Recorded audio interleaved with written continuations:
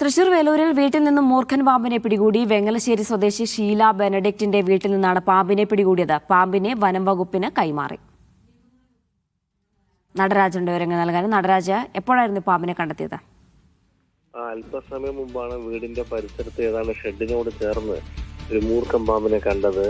നായ കുരയ്ക്കുന്നത് കേട്ടാണ് വീട്ടുകാർ സ്ഥലത്തെത്തിയത്. വലിയ പാമ്പിനെ കണ്ടപ്പോൾ ഉടൻ തന്നെ ഷീല ബെനഡിക്റ്റിന്റെ വീട്ടിൽ നിന്നും ഈ സർപ്പ വളണ്ടിയേഴ്സിനെ ബന്ധപ്പെടുകയായിരുന്നു.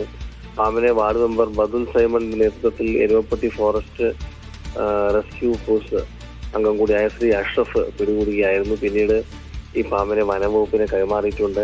ഈ വേനൽക്കാലമായതോടുകൂടി വീടുകളിലേക്ക് പാമ്പ് എത്തുന്നത് വലിയ ആശങ്കയായി നിൽക്കുമ്പോഴാണ് ഈ രാത്രി സമയത്ത് ഇത്തരത്തിൽ വീടിനകത്തേക്ക് ഒരു പാമ്പ് കയറാൻ നോക്കിയത്. എന്തായാലും കൃത്യസമയത്ത് കണ്ടതുകൊണ്ട് അകത്തേക്ക് പാമ്പ് കയറാതെ പിടികൂടി വനംവകുപ്പിന് കൈമാറാൻ കഴിഞ്ഞു.